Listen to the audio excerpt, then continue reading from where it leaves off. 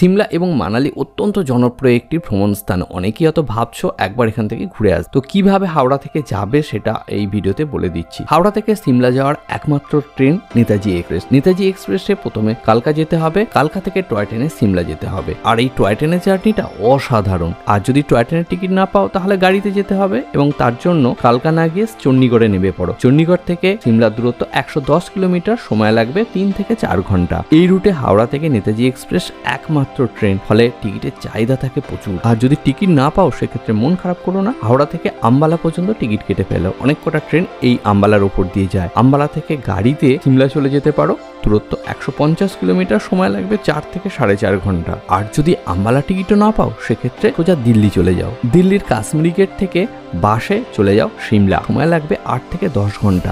HRTC সহ অনেক private bus পেয়ে যাবে।